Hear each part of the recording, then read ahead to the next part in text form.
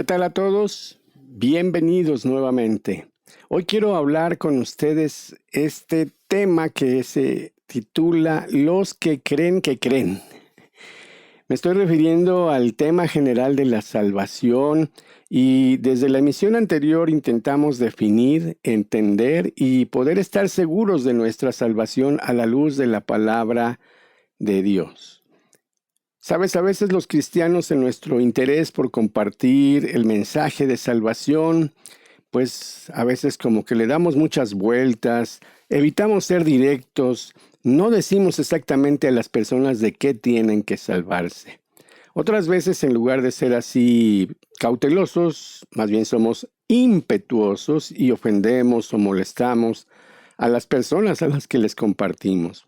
Pero realmente, si tú eres alguien que escucha este mensaje de salvación de un amigo, de un esposo o esposa, de tu hijo, hija, compañero de trabajo, vecino, quisiera animarte a entender la motivación por la cual hay este interés en transmitirte esta información.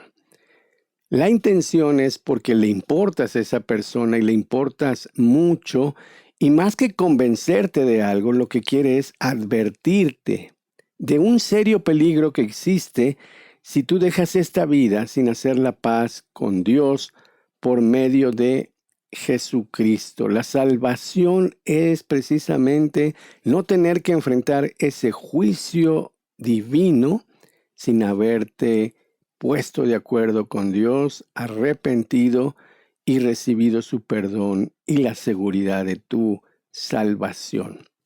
Es por eso, entonces, que debemos recordar que la Biblia nos llama permanentemente a verificar la seguridad de nuestra salvación, pero a veces no tenemos tiempo y otras no tenemos ganas de hacer este tipo de revisión.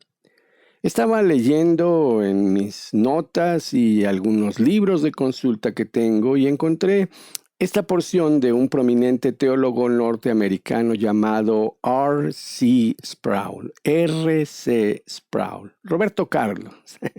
Él dijo, cuando trato el tema de la salvación con frecuencia, me facilito la vida identificando 4 tipos de personas en el mundo. El primer grupo o tipo de personas que yo identifico, dice, son aquellos que no son salvos y ellos lo saben, están conscientes de su condición.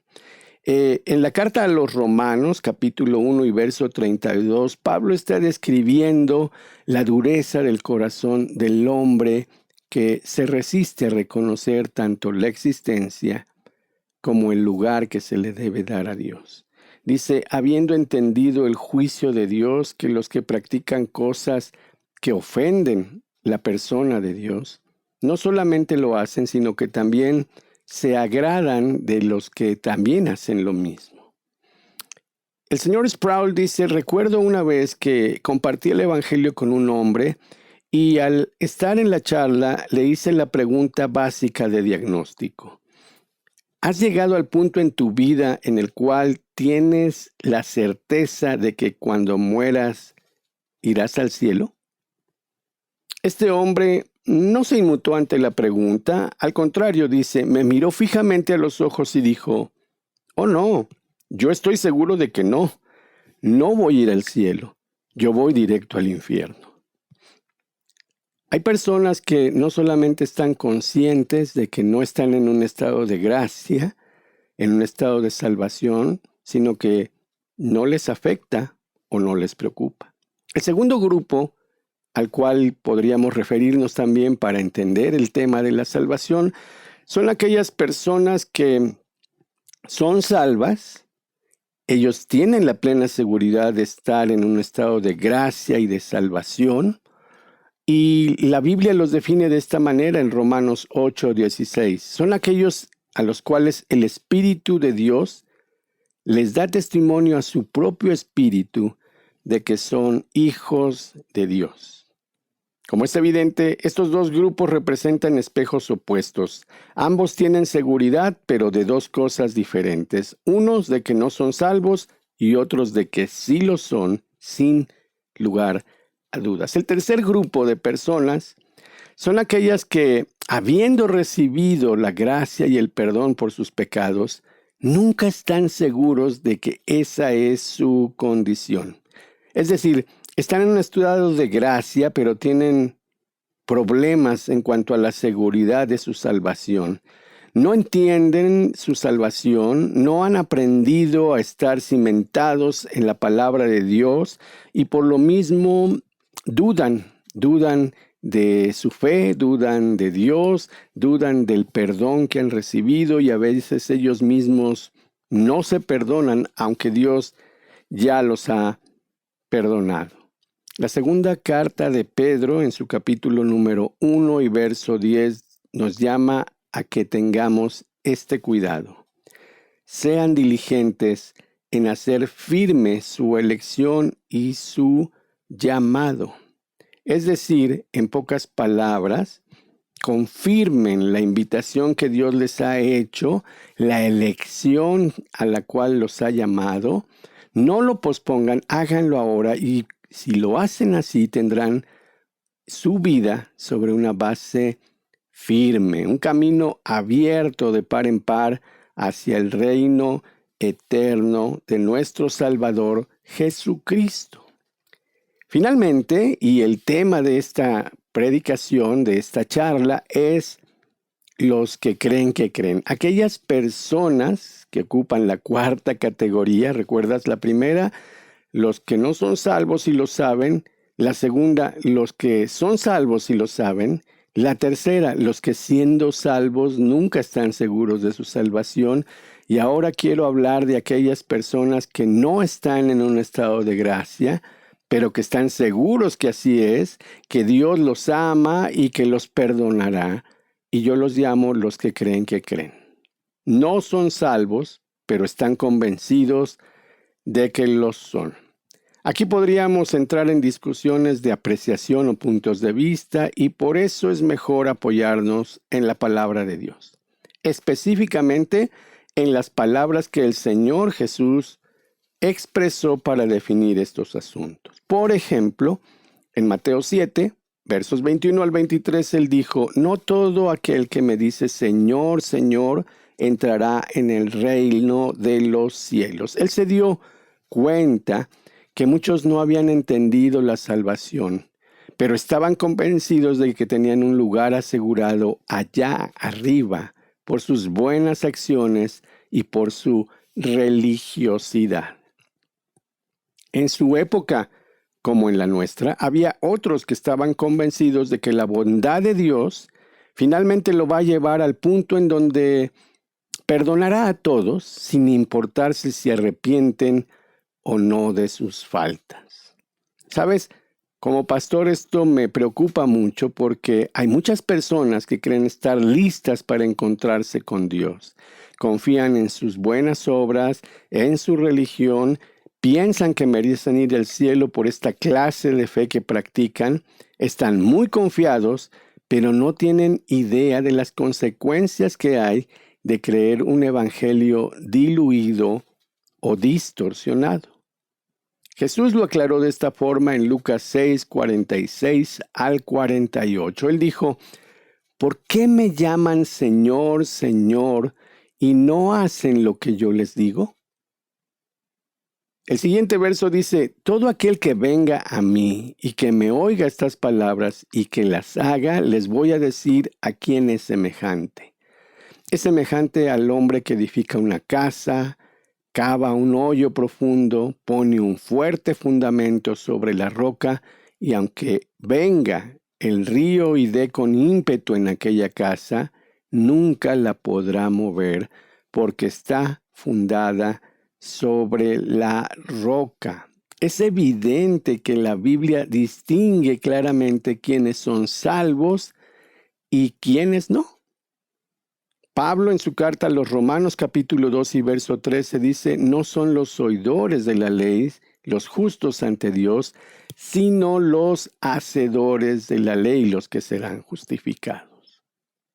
Hoy en día hay personas en las iglesias que piensan que por ser familiares de creyentes, tal vez su papá fue pastor o el fundador de una iglesia, un movimiento cristiano, a lo mejor sus abuelos o sus bisabuelos, sus tíos, no lo sé. Ellos tienen una idea de la salvación por herencia o por linaje.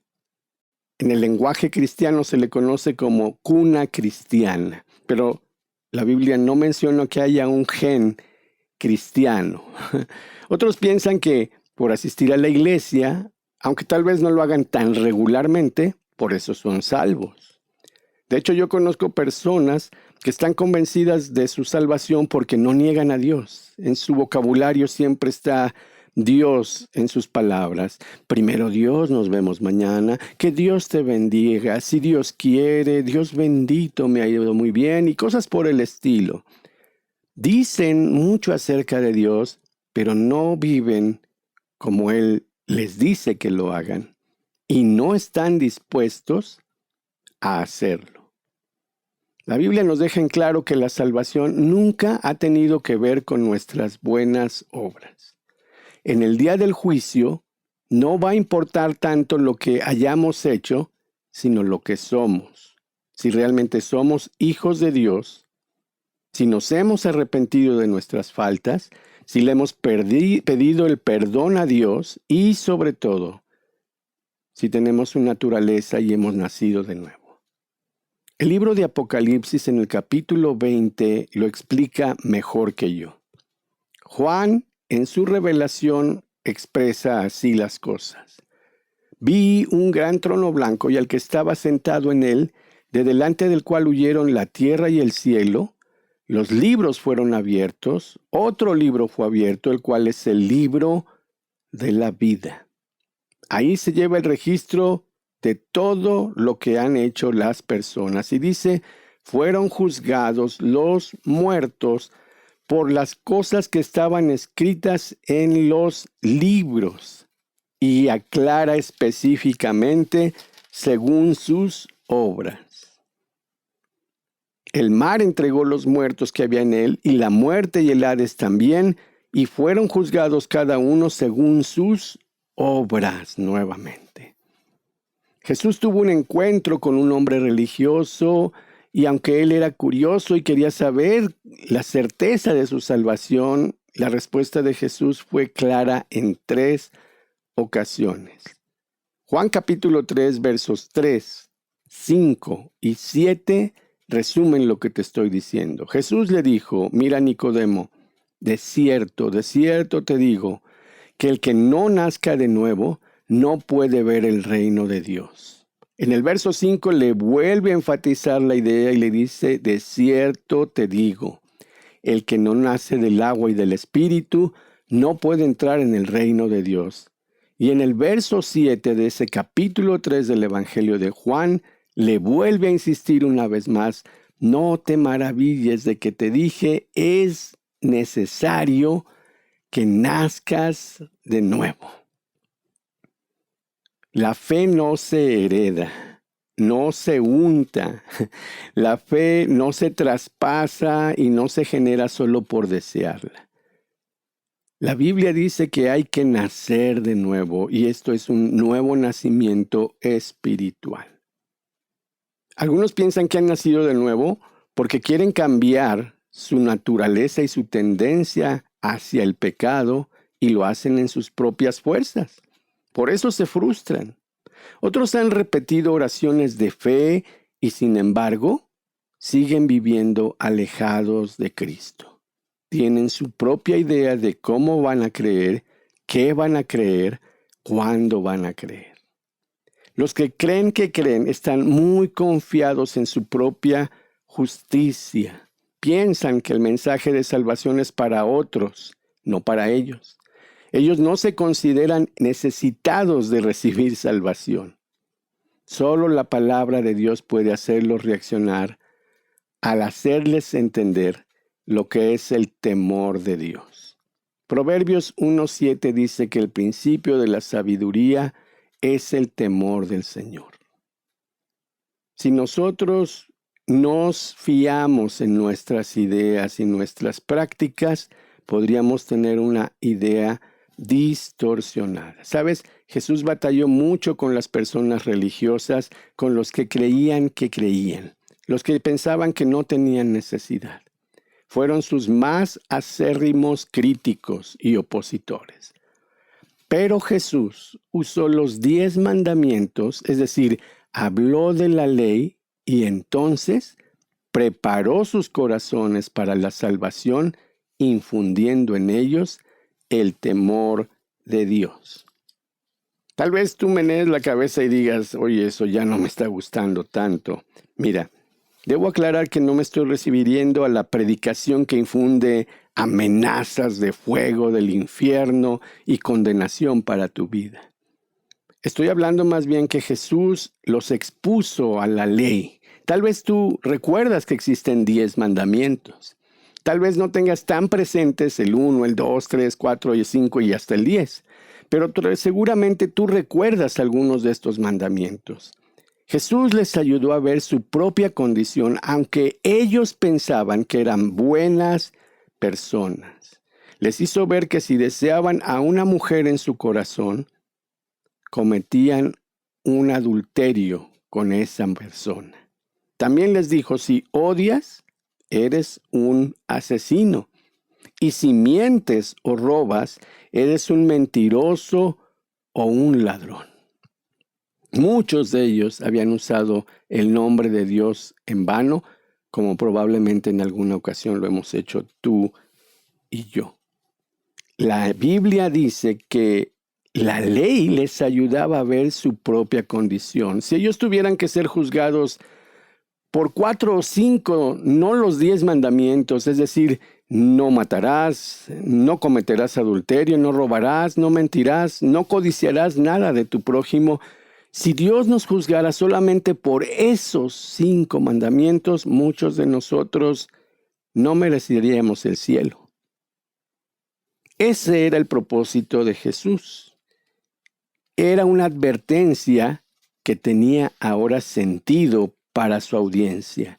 Empezaban a entender el sano temor de Dios. Y es ahí donde Jesús les ayudaba a entender por qué era necesario arrepentirse. Sabes, la Biblia abunda en esta explicación y es importante que nosotros también la compartamos con otras personas. No estamos hablando de la religión que tengas o la que te han heredado o la que has practicado por tradición. Lo digo con todo el respeto. Dios hizo algo increíble para que tú y yo no tuviéramos que ser condenados por nuestras faltas. La ira de Dios cayó sobre otra persona y no sobre ti o sobre mí. Jesús sufrió y murió en la cruz, tomó el castigo que debíamos haber tomado nosotros. Dios mostró su amor para con todos los hombres, en que siendo aún pecadores, Cristo murió por nosotros. Tanto así se interesa Dios por ti y por mí, se hizo humano, dio su vida perfecta e impecable como sacrificio, resucitó de los muertos para derrotar a la muerte.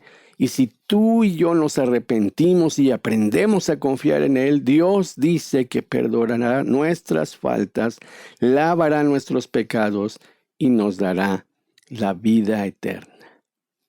Quisiera animarte para que entiendas bien esto. El don de Dios de la salvación comienza con el arrepentimiento. Arrepentirse significa cambiar el rumbo que llevábamos, nuestra actitud hostil a Dios. Arrepentirse implica dar una vuelta por completo e ir en una dirección diferente. Por eso es que se llama buenas noticias al Evangelio. No tienes por qué perecer. Dios te ama, te ve y te está esperando. En conclusión, no dejes de verificar en cuál es tu condición delante de Dios. La vida es frágil. Hoy estamos y mañana no sabemos. Entiende bien la salvación. La salvación es no tener que enfrentar el castigo de Dios, arrepentirse y recibir su don de salvación. No te confíes en tus ideas. Para saber si eres salvo, ven a la palabra y corrobora que realmente has hecho la paz con Dios. Gracias, Señor, por tu palabra y por entregárnoslas para dar luz a nuestro entendimiento, perdona nuestras faltas y vida eterna, que es lo que realmente vale la pena recibir de ti. En el nombre de Jesús, amén y amén. Te espero en nuestra próxima emisión.